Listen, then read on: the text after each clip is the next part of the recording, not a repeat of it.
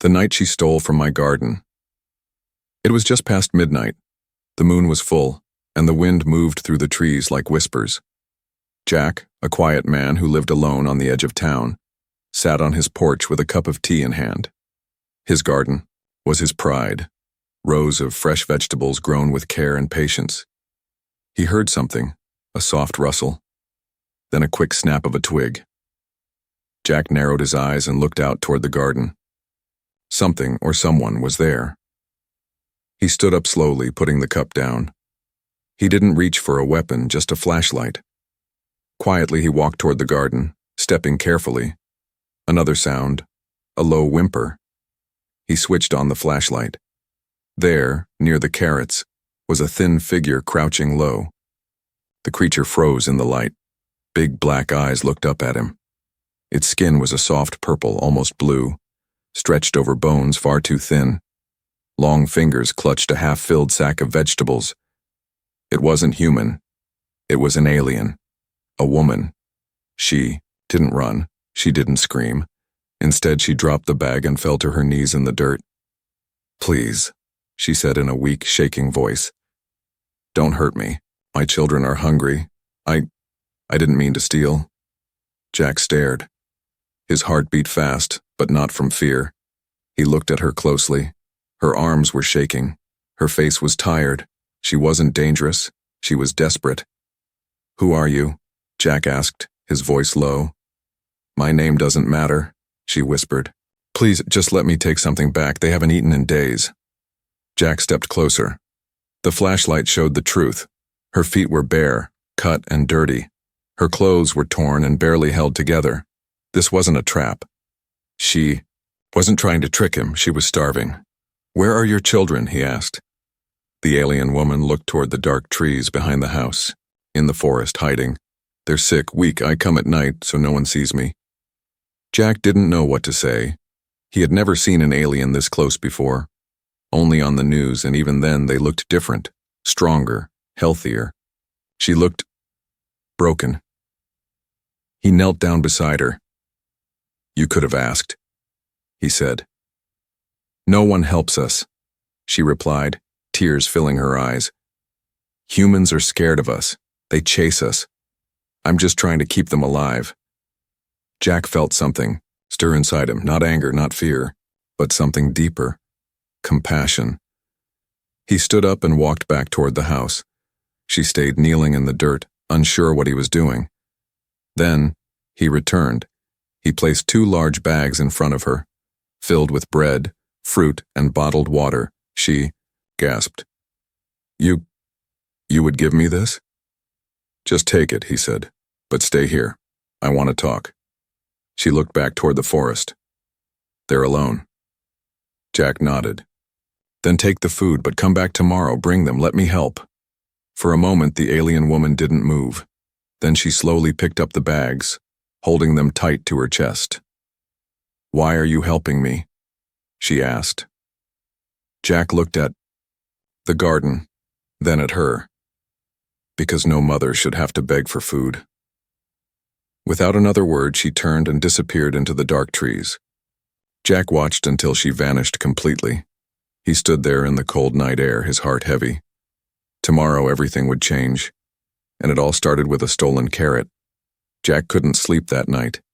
He kept thinking about her, those shaking hands, the way she clutched the food like treasure, and the quiet pain in her voice when she spoke about her children. Morning came, but he didn't start his usual chores.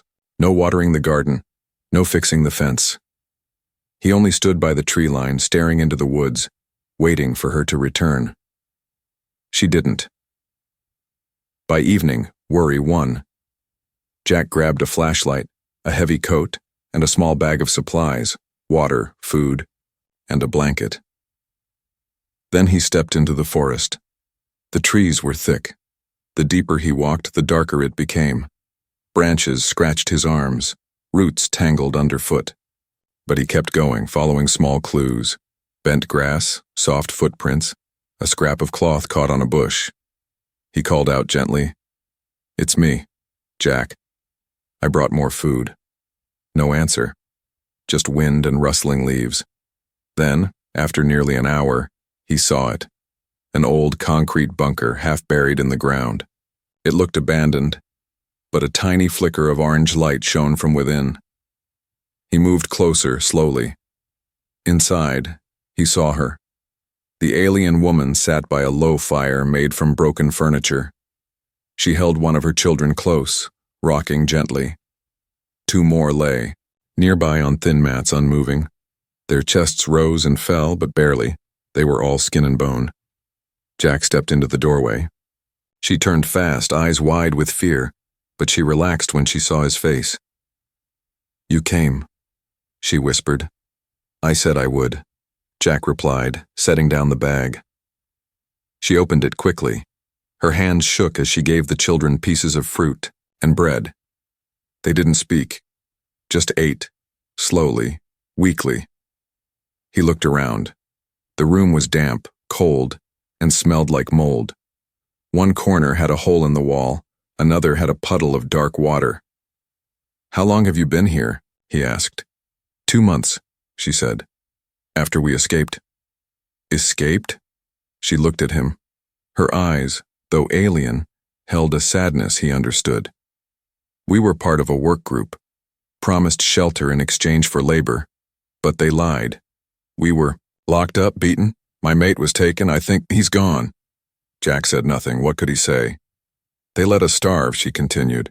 "I broke the lock one night, ran with the kids, found this place. I come out only at night to find food." Jack sat down on a broken crate. "Why didn't you go to the authorities?" "They don't care about us," she said. "Aliens like us are unwanted, unwelcome. We're seen as pests." Jack looked at the kids. One of them, the smallest, had a cough that wouldn't stop. He pulled the blanket from his bag and gently laid it over the child. "They need real help," he said. "I know," she whispered. "But I can't risk them being taken again." Jack thought for a long time. "I have a house," he said at last. "A basement. It's warm. Safe. Come with me." Her eyes widened. "You would let us live in your home?" "I wouldn't forgive myself if I left you here to die." She didn't answer. She looked at her children, then at the small fire, the cold concrete walls, and finally back at him. Then she nodded. "Yes." Later that night, Jack led them home. One child on his back, another carried in his arms. The mother walked slowly behind, holding the third. When they reached the edge of his property, she stopped. "What's wrong?" Jack asked. She looked up at the stars. "This is the first time in years I've felt safe." Jack opened the door and smiled. "Then let's make sure it stays that way." Together they walked inside. It had been 3 peaceful days. The alien mother and her 3 children now stayed in Jack's basement. He brought them warm food and blankets. He even found some old clothes that fit the children after a bit of sewing. They smiled now. Weakly, but it was a start. The youngest, Lena, liked to sit by the window and draw shapes on the glass. The middle child, Coro, barely spoke, but he followed Jack around like a shadow. The eldest, Ven, was quiet and protective. He watched everything. And their mother? She still didn't tell Jack her name. "Names are dangerous," she said softly. "If they find us, they'll use it." That sentence stayed in Jack's mind. He noticed her jump at small sounds. She wouldn't sleep at night, only watch the door. She checked the locks again and again. Something was wrong. Then one evening, as Jack returned from town with groceries, he saw it. Across the road, behind a tree, a black drone, floating silently, watching his house. Jack froze. It turned and zipped away the moment it noticed him looking. He rushed inside. The alien mother met him at the door. "You saw it too," she whispered. Her voice was dry. "They're here." "Who?" Jack asked. She closed the door and locked it. "Dead hunters, bounty groups, they track escaped aliens. We weren't just laborers, we were property." Jack's face went pale. "You said you escaped from a work group," she nodded. "Run by off-world smugglers. They take weak species, promise. Help, then use us like slaves. When we break or starve, they throw us away, but I ran. And now they want their property back. Jack felt cold. Why now? He asked. Maybe someone saw me in your garden, she said. Maybe they tracked our scent. They have machines for that. She took a deep breath. Jack, if they catch us, they won't just take me. They'll take the children too. And you? They'll kill you for hiding us. Jack looked around his home. The walls, the windows, the basement door. He'd built this house with his own hands. Alone. For peace. But now? Now it was a battlefield. He made a choice. We're not running, he said. I'll hide you better. I'll get supplies. We'll make this place safe. She stared at him. You're human. Why would you risk your life for us? Jack's voice was steady. Because you're not monsters. You're just a family. And no one else helped you. That night, Jack covered the windows. He added a secret latch to the basement door. He set up noise traps in the woods, tin cans and old wire that would rattle if touched. Then he found something else, an old shotgun, dusty and unused for years. He checked the shells. Still good. The children sensed the change. Lena stopped drawing. Coro stayed close to his mother. Even Ven, who always seemed brave, asked, Are we going to die here? Jack knelt down. No, he said. Not while I'm still standing. Later that night, Jack sat alone on the porch again. The wind was quiet. Then he saw it, a red light in the trees. He stood, heart pounding. Another drone, watching. But this time it didn't run. It blinked once, then flew upward, straight into the sky. Jack didn't know what it meant, but he had a feeling. They were coming. Rain fell hard the next morning. Dark clouds hung low over the trees and thunder rolled in the distance. Jack stood at his front window watching. Every time a car passed or a branch snapped in the wind, his hand tensed near the old shotgun. Down in the basement, the alien family stayed quiet. The children didn't laugh or speak today. Even little Lena, who once sang softly to herself, just stared at the concrete wall. Fear had returned. Jack had reinforced everything. He'd moved furniture in front of the windows, added locks to the doors, hid food in the attic just in case. But he knew, if real hunters came, this small wooden house wouldn't hold them back. Still, he tried. By evening, the alien mother came upstairs while the children slept. Her hands shook as she clutched a mug of warm tea Jack had made. You don't have to do this, she said softly. You don't owe us anything. Jack sat across from her at the kitchen table. I didn't do it because I owe you, I did it because it's right. She looked around the small kitchen, the wood floor, the old clock ticking on the wall. I had a home once, long ago. It wasn't big, but it felt like this. Jack nodded. You're welcome here, as long as I breathe. Her eyes filled with tears, but she didn't cry. She simply whispered, Thank you. The next day, trouble knocked, literally. Bang, bang, bang. Jack opened the door slowly. A neighbor stood there, Mr. Kellen, nosy, loud, always watching. You been having company? He asked. Jack kept his face calm. No. Why? Just heard things. Late at night. Thought maybe someone was staying over. Jack shrugged. Just the wind. Maybe raccoons. Mr. Kellen narrowed his eyes. Well, you take care. Storm's supposed to get worse tonight. He left. But Jack knew. He was suspicious. Jack went downstairs. The mother was pacing. The children looked up, nervously. We don't have much time, Jack said. If they start asking questions, people will come. Authorities worse. She looked down. Then we'll leave. I won't let you suffer for us. But Jack shook his head. No, we stay, but we change the plan. He led them to the back of the house, to the small root cellar hidden behind the barn. It's not much, Jack said, opening the heavy door. But it's safer, no windows, stone walls. The alien mother looked inside. It'll do. They moved the children quietly at sunset under cover of fog. Jack covered the path with hay to hide their tracks. Then he brought in blankets, lanterns, and food. The root cellar became their new shelter.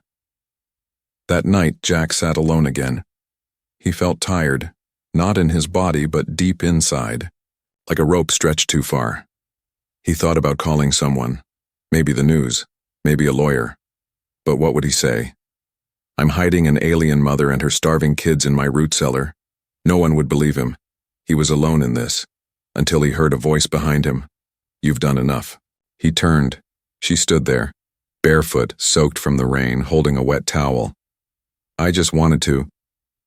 Thank you, she said. You gave us more than food or shelter. You gave us hope. Jack looked at her. You don't even know my name, he said. She smiled sadly. You gave me safety. That's more than any name could give. Then, for the first time, she told him, My name is Anna. Jack nodded. Then let's make sure they never take Anna or her kids again. And in the shadows beyond the trees, something moved. The storm passed overnight, but Jack couldn't shake the unease growing inside him. The forest was quiet, too quiet. Birds didn't sing. No wind moved the leaves. Even the air felt different, as if it was holding its breath. Jack stood near the barn, watching the tree line. Then just before noon he saw it, a ship, silent, black, not like human crafts. It hovered low above the trees, shaped like a sharp blade, humming softly as it moved.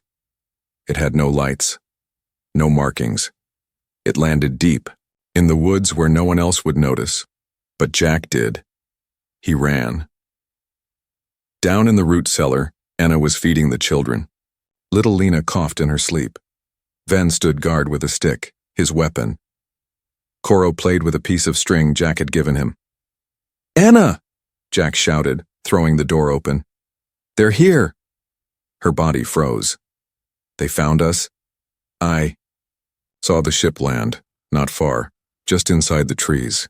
She grabbed the children. We have to leave. Now. Jack blocked the door. You can't outrun them. You said they use trackers. They'll find you again. Then what do we do? She asked, panic rising in her voice. Jack looked at her. We fight. They worked fast. Jack brought down tools from the barn. Wire, cutters, metal stakes, and an old hunting trap. He knew every inch of his land, every tree, every path. And now he turned that knowledge into a defense. He laid traps near the forest edge, camouflaged pits, ropes to trip them, boards with nails buried just under leaves. He hid motion alarms in the trees linked to buzzers inside the barn. Then he handed Anna something strange. A radio. This will let you hear if I call, he said. If things go wrong, take the kids and run. Don't wait. Anna held the radio with shaking hands. I won't leave you, she whispered. You might have to. Night fell. Jack sat in the dark, shotgun across his lap. His eyes scanned the woods. And then, the buzzers rang. One short, sharp sound. He stood and crept to the edge of the garden. There, emerging from the shadows, were three figures, tall, armored, not human. Their armor shimmered like oil in moonlight. Their helmets had glowing red eyes. One held a tracker, blinking green. Jack raised the shotgun. Step away from my land. The hunters stopped. One of them turned his head slightly. Then, he spoke, his voice metallic, cold, human. Step aside. The female and her offspring belong to us. Jack didn't move. She's not property, he growled. She's a mother, and this is my home. The hunter raised a weapon. Not a gun. Something worse. A staff with lightning dancing along the edge. You will not survive this. Jack didn't care. You first, he fired. The blast hit one of them in the chest, throwing him back. The other two charged forward fast like wolves. Jack fell back, leading them into the traps. One triggered a snare, his leg caught by wire. He fell hard. The other leapt over the pit, but landed on the nail board, screaming as the spikes bit into his feet.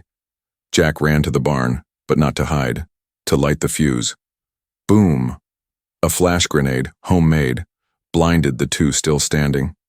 Jack grabbed the fallen hunter's weapon and aimed it at the last one. "Leave, or join your friend," the hunter growled in a strange language. Then, he ran. By sunrise, the clearing was silent again. One hunter lay dead, another crawled away, bleeding. The third had vanished. Jack stood near the cellar door, bruised, burned, but breathing. Anna opened the door. She looked at him, at the body behind him, at the fire smoldering in the distance. "You fought them," she said, voice shaking. Jack nodded.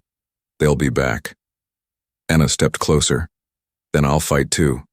And for the first time, Jack saw something new in her eyes. Not fear. Fire. The garden was never meant for war. Jack had planted it with love. Rows of tomatoes, carrots, herbs, and sweet peas. But now the soil was torn, burned, and bloodied. A hunter's broken armor lay crushed near the fence, half covered in leaves. The calm was gone. But the fight wasn't over.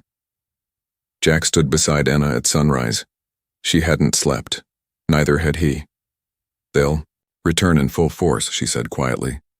That scout team was just the start. Jack looked at his land, his home. "Then we don't wait." Anna gave a slow nod. "We take a stand." They spent the day building. Jack reinforced the barn and added barriers along the backfield.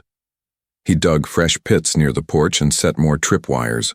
Old tools became weapons. Steel rakes, chains, and even a broken satellite dish sharpened into a shield. But it wasn't just Jack anymore. Anna helped. She showed him how to mask scent trails using a paste made from local plants. She taught the children where to hide, how to listen for danger, how to remain unseen. Ven helped carry wood. Coro quietly set the traps Jack had taught him. Lena, too small to fight, sat with her hands clasped, whispering words from her homeworld. Prayers, maybe. Or goodbyes. At dusk, the sky darkened unnaturally. A sound cut through the air like thunder. But there were no clouds. The enemy had arrived. This time, a full team. 6 hunters stepped out of the trees. Bigger, meaner.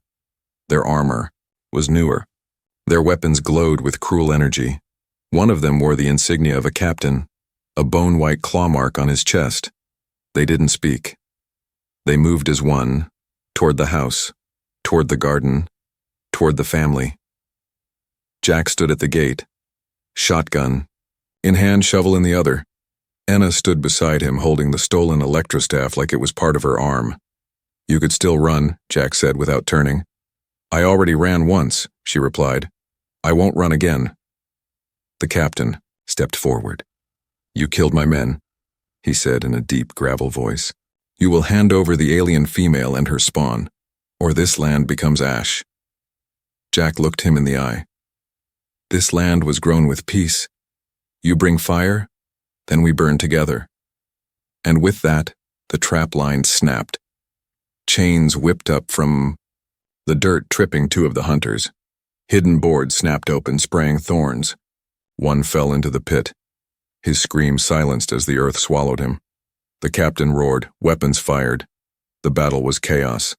Flashes of blue energy tore through the trees. Anna fought like a storm. Her body moved with fury and grace. The staff cracked against armor, bursting sparks. She leapt between them like smoke, striking fast and vanishing. Jack protected the porch. He shot until the shells were gone, then used the shovel like a hammer. But there were too many. One hunter cornered Anna. He raised a blade. Then, Coro jumped from above, a net in hand. He tangled the hunter's helmet and screamed, "Now, mother!" Anna struck true. The hunter collapsed. Another came for the children's hiding spot. Jack saw it, too far to run, too late, until Ven stepped out, holding a lit bottle, a homemade firebomb. He threw it. Fire roared across the hunter's chest. Screams filled the trees. In the end, only the captain remained. Burned, wounded, furious. He grabbed Anna by the neck, lifting her. "I will kill you in front of your human," he snarled. Then I will skin your children. But he didn't see Jack move behind him, didn't feel the pipe swing, didn't expect the oldest trick in the book. Drop her, Jack growled, and he hit him square in the skull. The captain dropped for Nur. Good. The night went silent again. Bodies lay scattered in the grass. The garden was ruined, but the family was alive. Anna knelt beside Jack. His arm was bleeding, his clothes torn, but he was smiling. You fight better than most soldiers, he said. She laughed, tired and wild. I had something to protect. They looked at the children, huddled in the barn doorway, and for the first time, the garden didn't feel like a battleground. It felt like home again. 3 days passed. The smoke from the battle had cleared. The broken weapons were buried. The garden, destroyed. But peace had returned. For now. Jack sat on his porch, bandages on his arm, a warm blanket over his legs. His old rocking chair creaked with every movement.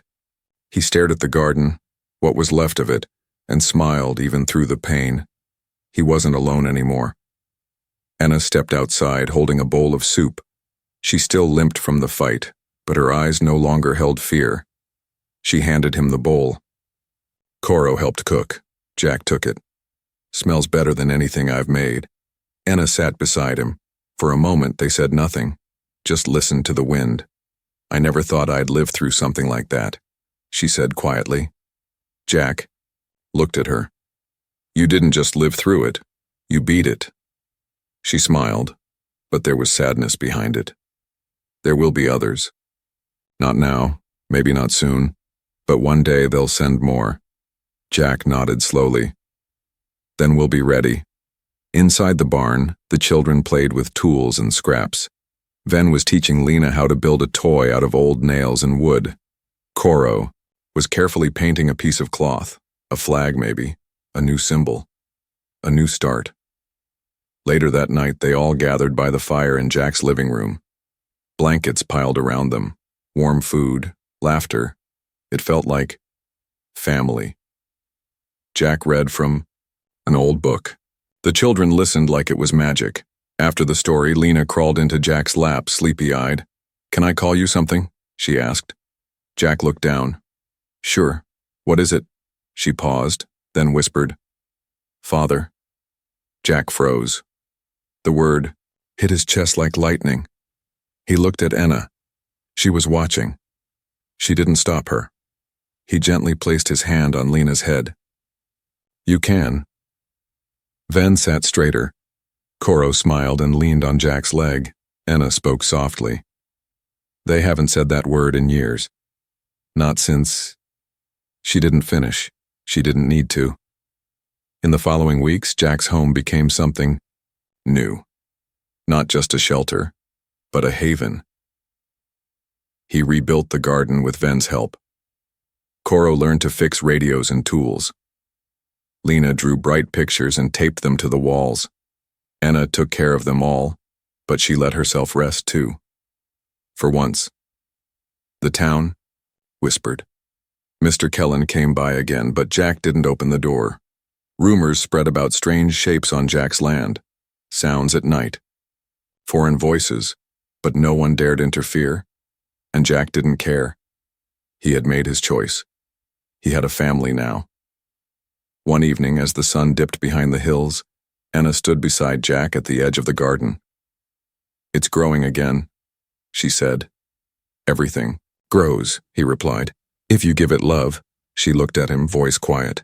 Why did you help me? Truly. Jack thought for a long time before answering. I saw you in the dark, stealing food, begging for your kids, and something inside me said, this is not a criminal. This is a mother. Anna touched his hand. Not by accident. I wish more humans were like you. Jack smiled. I'm just a gardener. No, she said. You're the root that held us together. That night, Jack tucked the children into their beds. As he turned to leave, Ven stopped him. You're not just helping us, the boy said. You saved us. Jack nodded and turned off the light, and as he stepped into the hallway, he heard a quiet voice behind him. Good night, Father. He didn't need anything else. He was home. He was needed. He was theirs.